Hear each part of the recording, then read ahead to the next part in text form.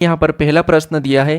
प्रश्न करा कि दिए गए पैटर्न को ध्यान से पढ़िए और उस संख्या का चयन कीजिए जो उसमें प्रश्न चिन्हों को प्रतिस्थापित कर सकती है। यानी यहाँ पर हमारे पास एक पैटर्न है, इस पैटर्न में यहाँ पर एक प्रश्नवाचक चिन्ह दिया है, यहाँ पर कौन सी संख्या होगी ये आपको बताना, ठीक है। तो देखिए ये हमारा लुप्त संख्या वाला प्रश्न है और जब भी हम लुप्त संख्या वाले प्रश्नों को सोल्व करते हैं तो सबसे पहले हम क्या करते हैं कि यहाँ पर पैटर्न में प्रश्नवाचक चिन्ह कहाँ पर दिया है। तो यहाँ पर हमारे पास इस पैटर्न में प्रश्नवाचक चिन्ह हमें यहाँ पर दिया है, तो हम क्या करते हैं कि जहाँ प्रश्नवाचक चिन्ह जिस जगह पर दिया है उसके आसपास कौन सी संख्या लिखी या कौन सी संख्या है उनका हम पता करते हैं। तो इसके आसपास अगर हम देखेंगे तो यहाँ पर हमारे पास 24 लिखा है और यहाँ पर हमारे पास 30 लिखा है। तो सबसे पहले यहाँ पर हम इनका पता करने की कोशिश करेंगे कि यहाँ पर 24 और यहाँ पर 30 कैसे लिखा है, ठीक है।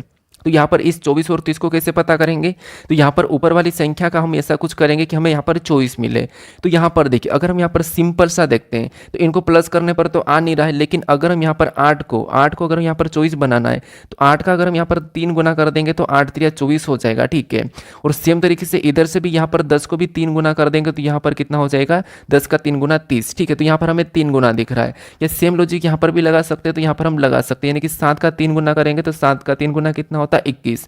तो 7 या 21 मतलब यहाँ पर कौन सी संख्या होना चाहिए, 21 होना चाहिए। क्या हमें 21 ऑप्शन में दिखाई दे रही है क्या, तो ऑप्शन नंबर बी में दी है, तो ऑप्शन नंबर बी यहाँ पर सही जवाब हो जाएगा। कि यहाँ पर हमें निचली लॉजिक भी दिखाई दे रही है। यहाँ पर देखिए अगर हम यहाँ पर 12 का 5 गुना करेंगे तो 12 पंजे 60, 10 का 5 गुना करेंगे तो यहाँ पर 10.5 है तो यहाँ पर 52.5 हो जाएगा, और 15 का 5 गुना करेंगे तो 75। तो हमें यहाँ पर नीचे वाली भी 75 आया, तो इसका मतलब लॉजिक नीचे वाली भी मिल गई है और ऊपर वाली भी मिल गई है, ठीक है। तो यहाँ पर ऑप्शन नंबर हमारा कौन सा वाला, बी वाला सही जवाब हो जाएगा। अब चलिए हम बढ़ते हैं प्रश्न 2 पे। अब 2 नंबर का प्रश्न दिया है। प्रश्न क्या कह रहा है, प्रश्न कह रहा है कि सही विकल्प का चयन करें, फटाफट से सोल्व करने की कोशिश करें। यहाँ पर आपको बताना है कि जिस प्रकार से यहाँ पर इन दोनों का जो संबंध है उसी प्रकार से यहाँ पर किसका होगा ये आपको बताना है। ये हमारा एनालॉजी का प्रश्न है, ठीक है, क्योंकि ये हमारा प्रैक्टिस सेट है, तो प्रैक्टिस सेट में आपको खुद को सोल्व करना चाहिए। बाकी तो मैं आपको यहाँ पर सोल्व करके बता ही रहा हूँ, ठीक है। और खुद को सोल्व करना है तो ऐसा नहीं कि बहुत ज़्यादा समय लगा, आपको प्रश्न को देखते ही फटाफट से आंसर देना चाहिए। अब अगर आपको समय लग रहा हो तो मैं वहीं पर बता दूंगा कि समय किस प्रश्न में नहीं लगाना चाहिए, ठीक है। तो यहाँ पर तो उतना समय नहीं लगाना चाहिए, क्योंकि आपको यहाँ पर पता होगा कैसे प्रश्न को कैसे सोल्व करना। जिससे हमारे पास यहाँ पर अनुपात मतलब इन दोनों में देखेंगे, प्रश्नवाचक चिन्ह इस साइड है, ठीक है। तो क्या करेंगे, इससे इसको देखेंगे। तो यहाँ पर देखिए सबसे पहले ऊपर देखेंगे तो एक्स से जेड को देखेंगे। तो एक्स से जेड मतलब क्या है, तो आप कहोगे एक्स से जेड मतलब यहाँ पर प्लस कितना हो रहा है, तो यहाँ पर +2 हो रहा है। सेम लॉजिक यहाँ पर लगा देंगे, ऊपर भी +2 कर देंगे तो यहाँ पर क्या हो जाएगा, एम से ओ हो जाएगा। क्या हो जाएगा, ओ। क्या ऑप्शन में ओ दिया है तो केवल सी में दिया है, तो सी ही हमारा सही जवाब हो जाएगा। लेकिन नीचे भी चेक कर लेते, बी से बी ही लिखा, इसका मतलब ये कि ए से बटे में ए ही होगा, ठीक है। उसके बाद यहाँ पर डी से एफ को देखेंगे तो 2 प्लस है, तो सी में भी 2 प्लस कर देंगे तो यहाँ पर क्या आ जाएगा, ई आ जाएगा। तो ओ बटे ए ई, ऑप्शन नंबर कौन सा वाला, सी वाला यहाँ पर सही जवाब हो जाएगा। बस प्रश्न को देखते ही लॉजिक पता करके ऑप्शन लगा देना चाहिए। अब चलिए हम बढ़ते हैं प्रश्न 3 पे। अब 3 नंबर का प्रश्न दिया है।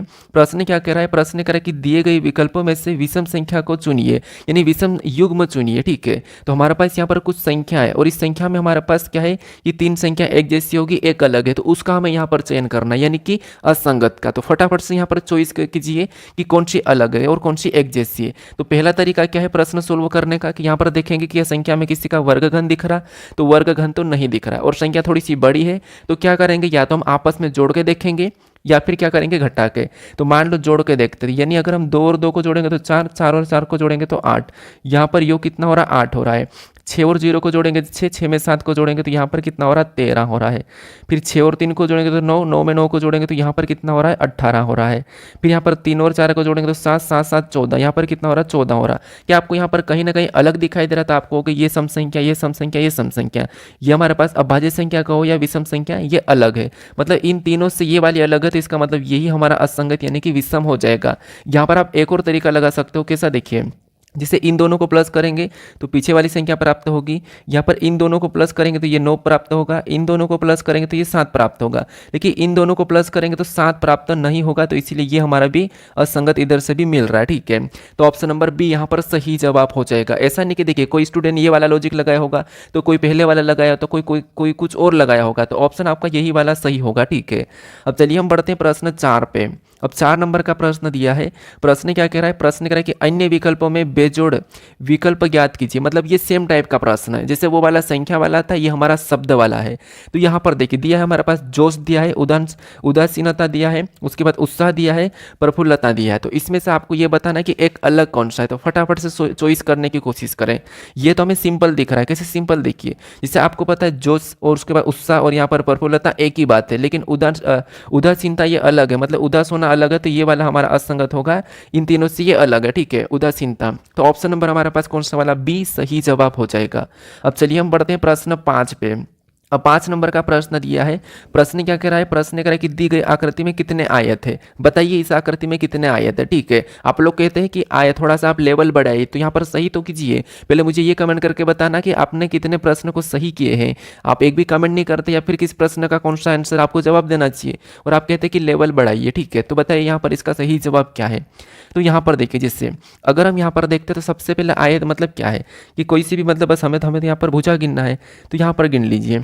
आयत मतलब भुजा गिनना, तो यहाँ पर सबसे पहले ये सिंगल, मान लो ये हमारे पास एक सिंगल है, एक है, एक ये हमारे पास एक ही है। ठीक है, मैं यहाँ पर लाइन से लिख दूँ, सिंगल सिंगल को गिन रहा, तो ये 1 हो गया, ये बड़ा वाला 2 हो गया, फिर ये वाला 3 हो गया, फिर ये वाला 4 हो गया, फिर ये वाला 5 हो गया, फिर ये बड़ा वाला 6 हो गया, और ये हमारा 7 हो गया। मतलब टोटल सिंगल की बात करें तो हमारे पास कितने हैं, तो टोटल सिंगल 7 है। ठीक है, कितने 7 है। फिर डबल में गिनते हैं, तो एक यहाँ से बनेगा तो हमारे पास कितने हो जाएंगे, एक ये हो जाएगा, एक हमारा सेम तरीके से ये वाला बनेगा, तो यहाँ पर कितने हो जाएंगे, 2 ये हो गए, एक पूरी तरह से बड़ा वाला हो जाएगा, मतलब 3 यहाँ पर है। तो यहाँ पर क्या करेंगे, 3 को प्लस कर लेंगे, तो 3 प्लस करेंगे तो यहाँ पर कितने हो जाएंगे, 10 हो जाएंगे। क्या आपको यहाँ पर और भी कहीं दिखाई दे रहा है, तो नहीं दिखाई दे रहा है इसके लिए, क्योंकि बड़े वाले को तो हमने गिन लिया। तो 10 ऑप्शन में देखिए कहाँ पर है, ऑप्शन नंबर सी में दिया है, तो ऑप्शन नंबर सी यहाँ पर सही जवाब हो जाएगा। और ये प्रश्न पिछला हमारा दिल्ली पुलिस में पूछा गया प्रश्न है। अब चलिए हम बढ़ते हैं प्रश्न 6 पे। अब 6 नंबर का प्रश्न दिया है। प्रश्न क्या कह रहा है, प्रश्न कह रहा है कि निम्नलिखित प्रश्न में प्रश्न चिन्ह के स्थान पर क्या आएगा।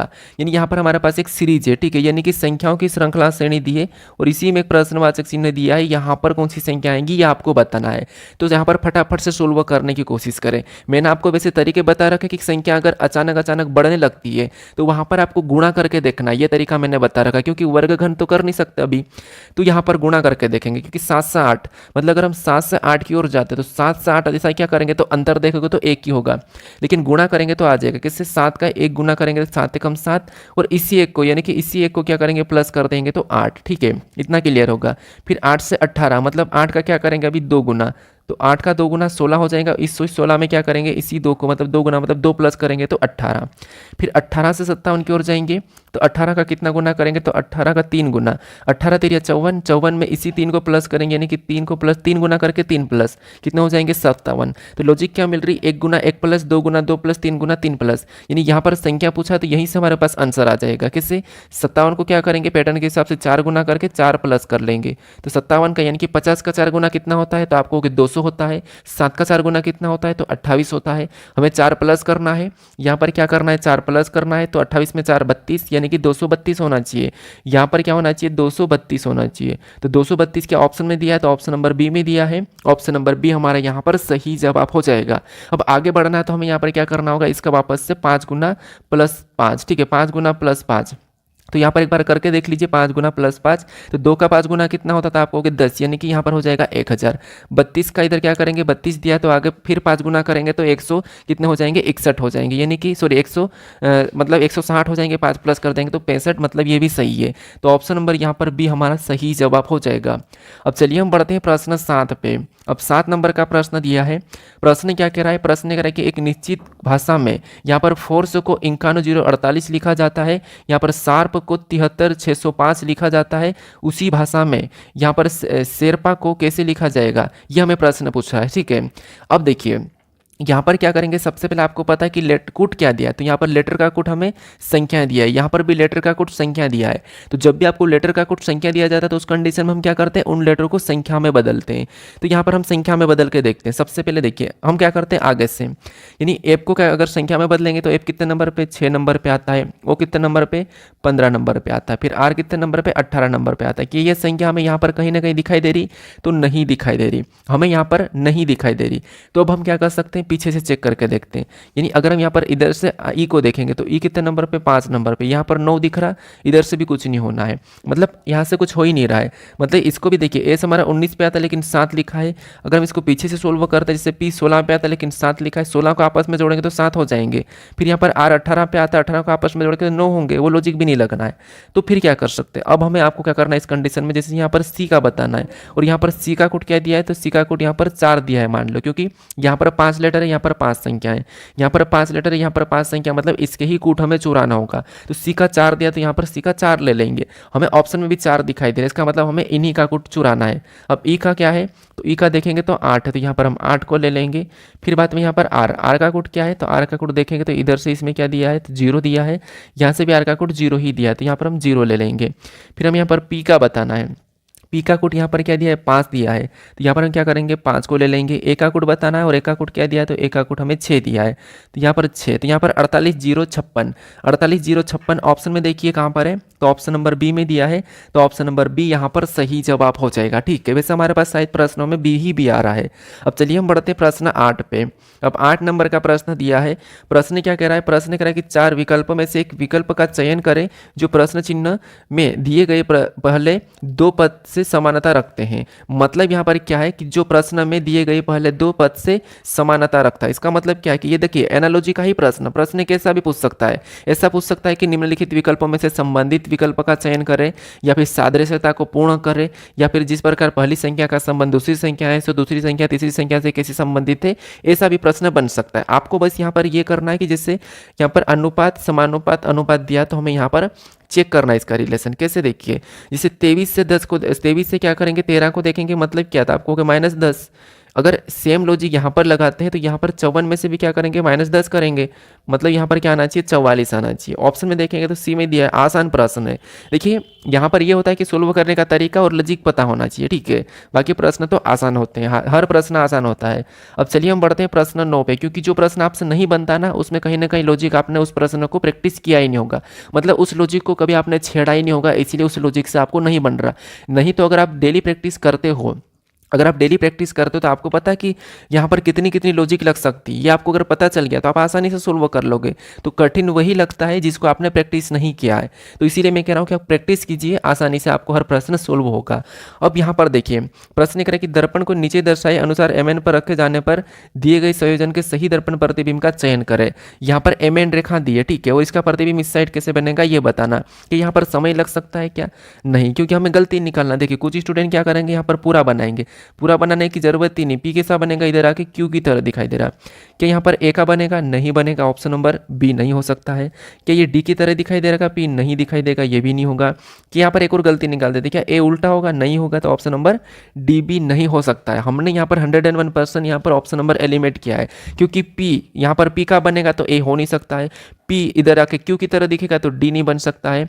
यहाँ पर ए वैसा की वैसा रहेगा, ऐसा कि ऐसा, तो यहाँ पर उल्टा नहीं होगा, तो इसलिए मैंने ए को पहले गलती निकाल ली। वैसे डब्ल्यू को तो कोई प्रभाव पड़ना ही नहीं है। उसके बाद एक ही ऑप्शन बचा, तो वही हमारा यहाँ पर सही जवाब हो जाएगा। ठीक है, कौन सा, क्यू डब्ल्यू ए, ये वाला। ठीक है, अब चलिए हम बढ़ते हैं प्रश्न 10 पे।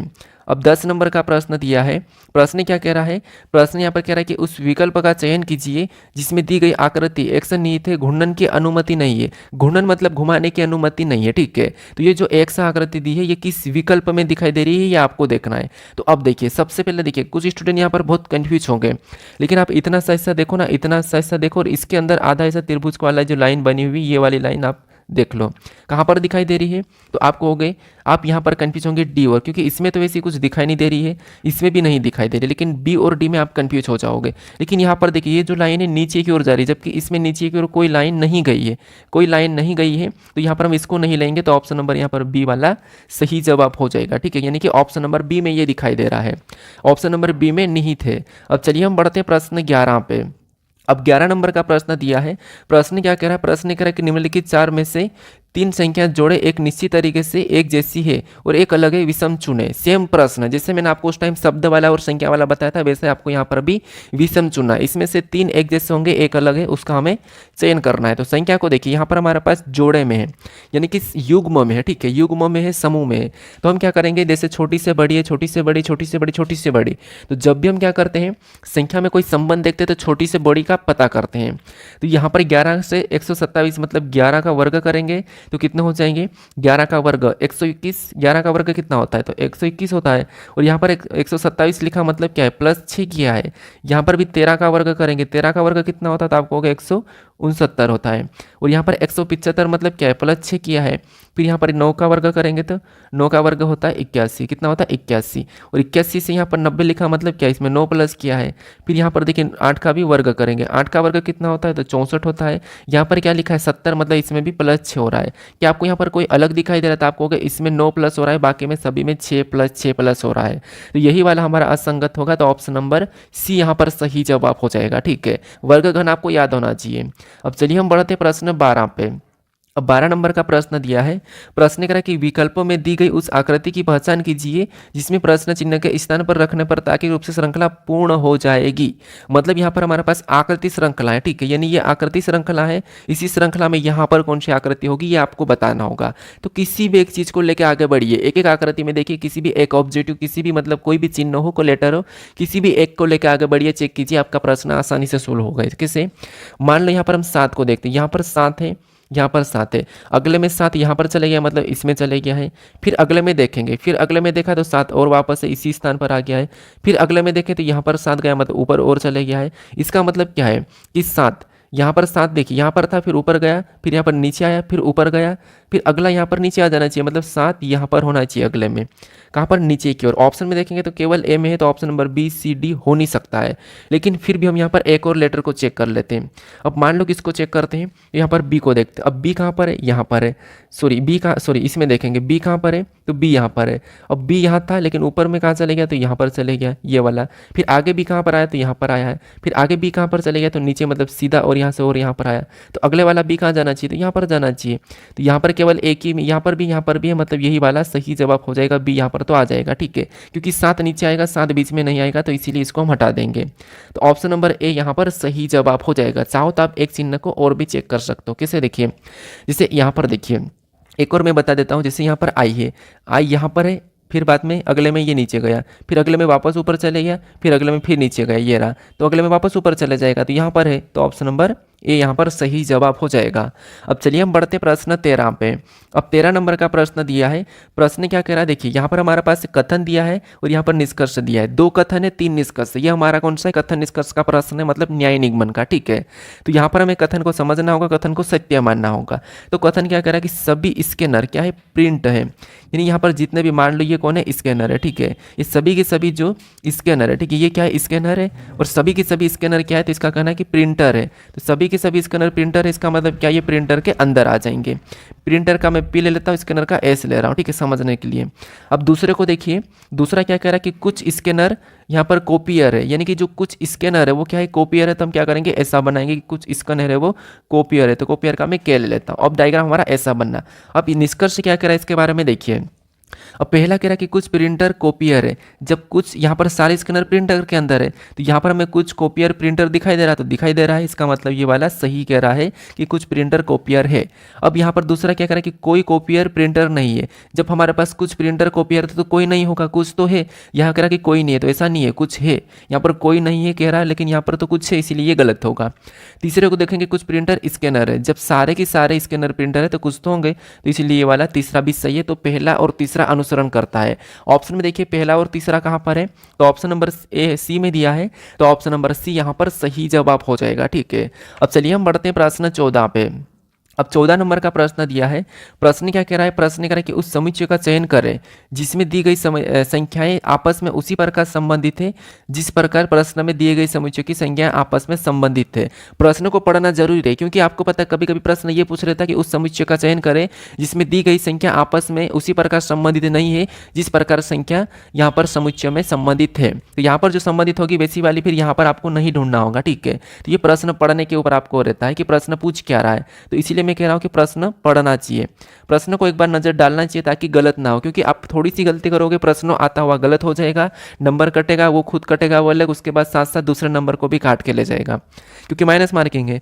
अब यहाँ पर हम देखेंगे तो आपको पता हमेशा हम क्या करते हैं, छोटी संख्या से बड़ी संख्या का पता करते हैं। तो जैसे अगर हम 7 से 28 को देखते हैं, यहाँ पर 7 चौक 28, 4 गुना करेंगे तो 28 हो जाएगा। 28 से 84 को देखेंगे, या तो आप इधर से 7 का 12 गुना करेंगे तो 84 मिल जाएगा, इधर से 12 गुना करने पर भी मिल रहा है। लेकिन अगर हम 28 से 84 मतलब यहाँ पर 3 गुना भी तो कर सकते हैं, 28 का 3 गुना 84, सेम लॉजिक 12 तिरिया यानी 12 चौका 48, यहाँ पर 12 चौका 48 और यहाँ पर 48 तिरिया 144 हो जाएगा। तो यहाँ पर हमें लॉजिक मिल गया है, पीछे से हमें क्या करना, 4 गुना 3 गुना करके देखना है। तो ऑप्शन में देखिए 15 चौक 60 ये सही है, यहाँ पर 4 गुना हो रहा है 15 चौक 60। क्या 15 चौक 50 होता नहीं होता है? क्या 15 चौक 60, तो यहाँ पर हमें मिल रहा है कि 15 चौक 60 होता है, 4 गुना हुआ है। क्या 10 चौक 60 होता है? नहीं होता है, ऑप्शन नंबर डी तो हट गया है, बी डी हटा है। अब यहाँ ये लॉजिक क्या कहता है कि इसका 3 गुना करा, क्षेत्रीय 18 मतलब 180, तो ये वाला 3 गुना है, ये वाला 3 गुना है, तो ऑप्शन नंबर मैच हुआ है। यहाँ पर 6 का 6 क्षेत्रीय, यहाँ पर 3 गुना क्षेत्रीय 18 मतलब यहाँ पर 180 होना चाहिए, 160 है मतलब ये नहीं होगा, ऑप्शन नंबर ए यहाँ पर सही जवाब हो जाएगा। ठीक है, जो समझ यहाँ पर मिला था, जो लॉजिक जिस प्रकार से लिखा वैसा कि वैसा हमें ऑप्शन नंबर ए में मिला है।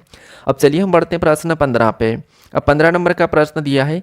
अब प्रश्न क्या कह रहा है, प्रश्न कह रहा है कि यदि नीचे दी गई शीट को मोड़कर एक घन बनाया जाए तो 7 के विपरीत फलक पर कौन सा संख्या होगा, कौन सी संख्या होगी, ये हमें बताना है। तो देखिए ये तो मैंने पिछली प्रैक्टिस सेट में भी बताया था कि कैसे सोल्व करना है। तो यहाँ पर देखिए सबसे पहले एक छोड़ के एक चलना है लगातार तीसरी सत्ता में, तो इससे एक को छोड़ देंगे तो ये आ जाएगा, फिर बाद में इसको छोड़ देंगे तो ये आ जाएगा, उसके बाद फिर और देखिए, फिर बाद में क्या करेंगे, एक तो हमारे पास ऑटोमेटिक बच गया है, इसके कोने और भुजे मिले हुआ नहीं होना चाहिए। तो 7 यहाँ पर है, 9 है, नहीं मिल रहा है, 10 यहाँ पर है, 6 यहाँ पर है, नहीं मिल रहा है, 5 यहाँ पर 8 मिल रहा है, कोई भी नहीं मिल रहा है।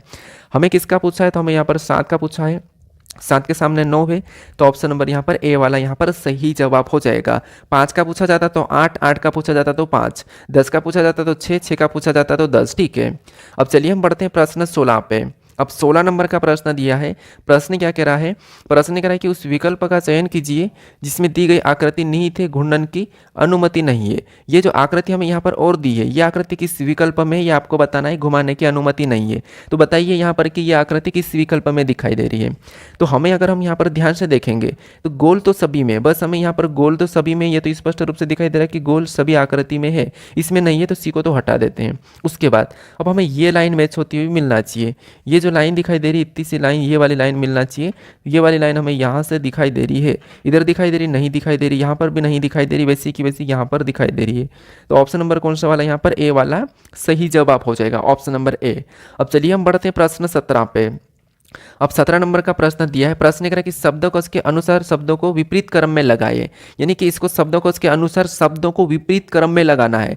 तो मान लो सबसे पहले तो इसका हम सही क्रम निकाल लेते हैं। सही क्रम कैसे निकालते हैं ये मैंने आपको बताया था। जैसे RIC तो सभी में, तो इसको हम काट लेते हैं कि RIC तो कट ही जाएगा, ठीक है, क्योंकि RIC सभी में, तो ये मैंने सभी को काट दिया। अब यहाँ पर बच्चा OH, फिर बाद में KI, इनमें से सबसे पहले BCD में कौन आता है, तो आपको कि सबसे पहले तो 3 आता है, सबसे पहले 3 आता है, अगर विपरीत क्रम में लगाना तो 3 लास्ट में चले जाएगा। मतलब आप यहाँ से ही प्रश्न ऑप्शन नंबर सी लगा के आगे बढ़ सकते हो अगर आप इंटेलिजेंट हो और थोड़ा सा दिमाग लगा के प्रश्नों को सोल्व करोगे तो, ठीक है। उसके बाद अब यहाँ पर देखिए हमने यहाँ पर इसको तो ले लिया है। अब हमारे पास 2 बचे, फिर क्या आता है, आई आता, के आता है या ओ आता है, तो कहोगे आई आता है, तो आई को मतलब 4 नंबर वाले को ले लेंगे। आई के बाद के आता है तो 2 नंबर वाले को ले लेंगे। के बाद हमारे पास ओ आता है तो यहाँ पर 1 नंबर वाले लेंगे। तो एक यहाँ से उल्टा लिखेंगे तो 1 2 4 3 यहाँ पर आ जाएगा। इसको मतलब मान लो उल्टे क्रम में लिखते तो 1 आएगा, फिर यहाँ पर 2 आएगा, फिर यहाँ पर 3 के बाद यहाँ पर क्या आएगा 4 आएगा, फिर लास्ट में 3 आएगा। तो ये वाला आएगा, ये वाला हमें ऑप्शन नंबर सी में दिया है, जिससे मैंने पहले आपको बताया था, ठीक है।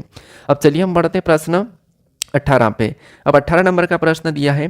प्रश्न क्या कह रहा है, प्रश्न कह रहा है कि यदि चूहे को कुत्ता, कुत्ते को नेवला, नेवला को शेर, शेर को सांप और सांप को हाथी कहा जाए तो निम्नलिखित में से कौन सा सरीसृप है।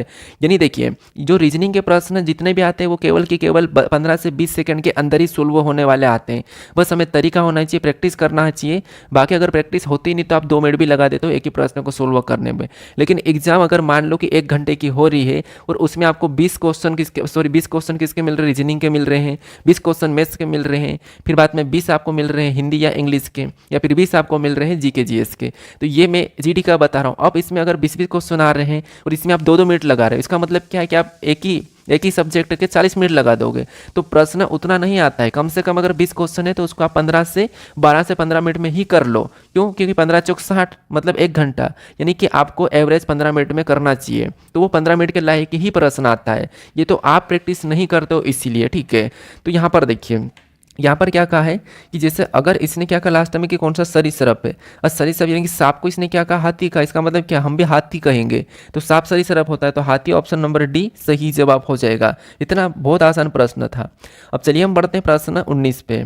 अब 19 नंबर का प्रश्न दिया है। प्रश्न क्या कह रहा है? प्रश्न कह रहा है कि वर्णों के किस समूह को दी गई वर्ण श्रृंखला में क्रमिक रूप से रिक्त स्थानों में भरने पर वर्ण श्रृंखला पूर्ण हो जाएगी, ठीक है। मतलब ये हमारे पास रिक्त स्थान वाली श्रृंखला। तो यहाँ पर हम क्या करते हैं? इसको खंड बनाते थे। कैसे खंड बनाते हैं? तो यहाँ पर देखिए गिनेंगे 1 2 3 4 5 6 7 8 9 10 11 12 13 14 15, टोटल 15 है। तो या तो 3 या 5 में करते हैं। तो मान लो यहाँ पर पी क्यू आर, आर मतलब यहाँ पर एस भर देंगे तो टी हो जाएगा, और पी रिपीट है तो यहाँ पर मैं 5 में कर देता हूँ। जहाँ से भी रिपीट है वहाँ से मैं 5 में कर रहा हूँ, ठीक है। तो 5 5 में, या तो आप 3 3 में भी करोगे तो मिल जाएगा आंसर, ऐसा नहीं है 3 3 में करोगे तब भी मिल जाएगा। यहाँ पर देखिए पी क्यू आर मतलब यहाँ पर अगर हम आर से पे आर के बाद की बात करेंगे तो एस दिखाई दे, इसका मतलब यहाँ पर एस को भर देंगे। यहाँ पर एस से इसलिए भर रहे हैं, तो P Q R S T. P के बाद क्या था आपको? क्यू है, मतलब ये तो रिपीट वाला ही प्रश्न है वैसे। पी क्यू आर यहाँ पर आ जाएगा, एस आ जाएगा, तो P Q R S T. यहाँ पर भी P Q R S T आ जाएगा, यहाँ पर टी आ जाएगा। तो सबसे पहले एस आएगा, उसके बाद क्यू आएगा, उसके बाद क्यू आएगा, तो S Q option number D में दिया है। एस क्यू, उसके बाद एस, फिर क्यू आएगा और लास्ट में टी आएगा। लास्ट में टी आएगा तो ऑप्शन नंबर डी यहाँ पर सही जवाब हो जाएगा। मान लो इसे आप 3 3 में भी तोड़ोगे तब भी आ जाएगा। यहाँ से आपने 3 में तोड़ा, ये इतना 3 में तोड़ा, फिर के बाद में क्या करा आपने? यहाँ पर धरा, तो यहाँ पर एक बार एस टी आर बनेगा, एक बार पी क्यू आर बनेगा, एक बार एस टी आर बनेगा, एक बार पी क्यू आर बनेगा, ठीक है। अब चलिए हम यहाँ पर बढ़ते हैं प्रश्न 20 पे। और प्रश्न हमें 20वां दिया है। प्रश्न करें कि अनैया रितिका के 15 मीटर पश्चिम में है, रितिका जेनेलिया के उत्तर में 20 मीटर की दूरी पर है। मतलब ये प्रश्न कौन सा है? तो ये हमारा दिशा दूरी का प्रश्न, ठीक है। यानी आपको पता होगा कि दिशा दूरी कैसे हम ज्ञात करते हैं। यहाँ पर ऊपर की ओर क्या रहता है? उत्तर रहता है, और नीचे की ओर दक्षिण रहता है, राइट में पूर्व रहता है और लेफ्ट में पश्चिम रहता है, ठीक है। ये हमारी दिशा है, ऊपर की ओर उत्तर, नीचे की ओर दक्षिण, राइट में पूर्व, लेफ्ट में पश्चिम, ठीक है। अब यहाँ पर प्रश्न जैसा कह रहा है वैसा वैसा हम चलाएंगे। तो प्रश्न का कहना है कि अनैया रितिका के 15 मीटर पश्चिम में है, यानी ये अनैया है, ठीक है। मान ले ये कौन है? तो ये हमारे पास अनैया है। ये अनैया रितिका के 15 मीटर पश्चिम में क्या है? तो रितिका इधर हो जाएगी, ये हमारे पास रितिका हो जाएगी, और रितिका के 15 मीटर पश्चिम में मतलब ये 15 मीटर है, ठीक है। और 15 मीटर इधर, पश्चिम यहाँ से इधर है, तो ये रितिका के 15 मीटर पश्चिम में कौन है? अनैया है। आगे प्रश्न करा कि रितिका जेनेलिया के उत्तर में 20 मीटर की दूरी पर है। जो रितिका है, ठीक है, जो रितिका है ये जेनेलिया के उत्तर में, जेनेलिया के उत्तर में 20 मीटर की दूरी पर है। जेनेलिया के उत्तर में 20 मीटर की दूरी पर, मतलब यहाँ पर मान लो जेनेलिया जब नीचे होगा तब तो ये ऊपर की ओर, उत्तर की ओर 20 मीटर दूरी पर होगी। तो ये उत्तर की ओर, यहाँ पर कह रहा है कि उत्तर की ओर, यानी कि उत्तर में 20 मीटर की दूरी पर है। तो ये जेनेलिया के उत्तर में 20 मीटर की दूरी पर कौन है? रितिका, ठीक है। अब आगे प्रश्न क्या कह रहा है? आगे कह रहा है कि जेनेलिया दीक्षा से 12 मीटर पूर्व में है। अब जो जेनेलिया, ठीक है, ये दीक्षा से 12 मीटर पूर्व में, दीक्षा से 12 मीटर पूर्व मतलब क्या हो जाएगी कि यहाँ पर दीक्षा को हम बिठाएंगे, और दीक्षा से 12 मीटर पूर्व मतलब यहाँ पर ये वाली जो पूर्व, यानी यहाँ से हम इस साइड जाएंगे तो पूर्व होगा, तो ये 12 मीटर पूर्व में जेनेलिया, ठीक है। दीक्षा के 12 मीटर पूर्व में जेनेलिया है।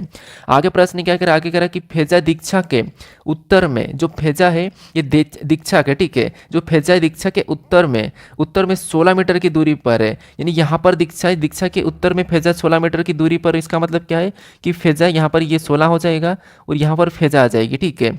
यहाँ पर कौन आ जाएगी? तो यहाँ पर फेजा आ जाएगी, ये फेला 16 मीटर के उत्तर में हो गई, ठीक है। अब आगे क्या करा है? आगे करा कि यदि अनैया को सबसे कम दूरी तय करने, यानी कि सबसे कम दूरी तय करके फेजा से मिलना है, और फिर वहाँ सबसे कम दूरी तय करके फेजा के स्थान से जेनेलिया से मिलना है। मतलब जेनेलिया से मिलना, तो अनैया द्वारा तय की गई दूरी कितनी है? अनैया द्वारा तय की दूरी कितनी है ये आपको बताना है। तो यहाँ पर देखिए सबसे पहले तो यहाँ पर कौन है? तो यहाँ पर फेजा है, यहाँ पर कौन है? अनैया है। सबसे पहले तो इसको फेजा से मिलना है सबसे कम दूरी तय करके। सबसे कम दूरी तय करना मतलब क्या है कि जी, अगर ये वाली डायरेक्शन कितनी है? ये वाली, यहाँ टोटल अगर यहाँ से इसकी बात करते हैं अपन, तो ये कितनी है? 20 है, और यहाँ पर 16, इसका मतलब 4 इधर आ जाएगी, 4 डायरेक्शन इधर आ जाएगी, मतलब 4 तो ये इतनी हो जाएगी, ठीक है। अब 4 ये हो गया है। अब इसको क्या करना है? इसको यहाँ से इस साइड मिलना है, ठीक है। इसको यहाँ पर फेजा से मिलना है सबसे कम दूरी तय करके। तो 4 ये वाली हो गई है। ऊपर यहाँ पर देखिए 12 तो इस साइड आ चुका था, मतलब 12 यहाँ से ये वाला यहाँ से इतनी 12 तो यहाँ पर आ चुकी है। यहाँ पर अगर 12 आ चुकी है तो यहाँ पर 15 टोटल है यहाँ तक। तो यहाँ पर कितनी बचेगी, 3 बचेगी। यहाँ पर कितनी बचेगी, 3 बचेगी। तो आपको पता है अगर 3 बचेगी तो यहाँ पर यहाँ की दूरी कितनी हो जाएगी, तो यहाँ पर कितनी हो जाएगी, तो आप सीधे कहोगे यहाँ पर 5 हो जाएगी। अब 5 कैसे होगी, तो यहाँ पर देखिए 3 का वर्ग कितना होता है 9, 4 का वर्ग कितना होता है 16, इनको आपस में जोड़ेंगे तो कितने हो जाएंगे 25, और 25 किसका वर्ग है, तो 25 हमारा 5 का वर्ग है। किसका वर्ग है, 5 का वर्ग। इसीलिए यहाँ पर कर्ण बराबर लंब गुणे मतलब लंब का वर्ग प्लस आधार का वर्ग ये चलता है, कर्ण इसके वर्ग चलता है, ठीक है, कर्ण वर्ग। तो ये वाला लगता है, तो इसलिए यहाँ पर ये वाली दूरी 5 हो जाएगी, ठीक है। अब ये तो इसकी 5 है, यहाँ पर ये तो इसकी 5 है। अब इसका ये कहना है कि यहाँ फेजा से इसको क्या करना है, जेनेलिया से मिलने जाना है। किसको, फेजा के स्थान से किसको, जेनेलिया से मिलने जाना है, तो अनैया को। अब ये यहाँ से ये वाली दूरी मतलब यहाँ से यहाँ आएगी मिलने। अब यहाँ आएगी तो इधर कितनी, यहाँ से ये इतनी दूरी कितनी है, तो 16 है। ये वाली कितनी, 16 है। और यहाँ से ये वाली दूरी कितनी, 12 है, ठीक है। तो 16 12, और यहाँ पर क्या है, यहाँ पर कितनी 16 है, और यहाँ पर कितनी है 12, ठीक है। अब 16 12, अब 16 12 इसके बाद अब ये 4 इधर चले गई थी, ठीक है। इस ये 4 ऊपर थी, तो यहाँ पर टोटल कितनी हो जाएगी, क्योंकि यहाँ पर हमारे पास क्या हो जाएगा, तो 4। इसको सीधी दूरी तय करना है तो इसको इसकी फेजा के स्थान से, तो क्यों ना, एक तो हम यहाँ से भी कर सकते हैं कि फेजा का स्थान से इसे भी ले सकते हैं, या हम क्या कर सकते हैं, जैसे यहाँ पर x को पहले यहाँ ले जाएंगे, यहाँ ले जाएंगे, यहाँ ले जाएंगे, ये फेजा का स्थान 4, तो ये 4 इसका हो जाएगा। तो फेजा के स्थान से, तो फेजा के स्थान को यहाँ मान के हम इसकी दूरी ये वाली भी निकाल सकते हैं। कौन सी, ये वाली। अब ये वाली दूरी हमें निकालना है, ठीक है। इसका मतलब ये कि ये वाली दूरी की टोटल कितनी हो जाएगी, इधर अगर टोटल 20 है तो यहाँ पर भी 20 हो जाएगी, तो ये 20 हो गई। ये टोटल दूरी कितनी हो गई, 20, 20 का वर्ग कितना होता है 400, ठीक है।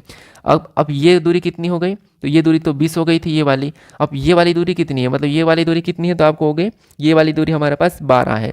यहाँ पर कौन सी 12 है, लेकिन हमें इस वाली दूरी को करना है। इस वाली दूरी को हम अगर इस वाली दूरी से निकाल रहे हैं, इसका मतलब ये वाली दूरी, क्योंकि हमने इसे माना है, ये टोटल 20 माना, तो इसे निकालेंगे तो यहाँ पर कितना आ जाएगा, 15 आ जाएगा। 15 का वर्ग कितना होता है, सॉरी 15 का वर्ग डायरेक्ट लिखेंगे 225। इनको आपस में जोड़ेंगे तो आपको पता है इनको आपस में जोड़ने पर 625 हो जाएगा। 625 किसका वर्ग है, तो आप कहोगे 25 का वर्ग है। किसका वर्ग है, 25 का वर्ग है। तो ऑप्शन में देखिए 25 कहाँ पर है, तो ऑप्शन नंबर ए में दिया है, तो ऑप्शन नंबर ए यहाँ पर सही जवाब हो जाएगा, ठीक है।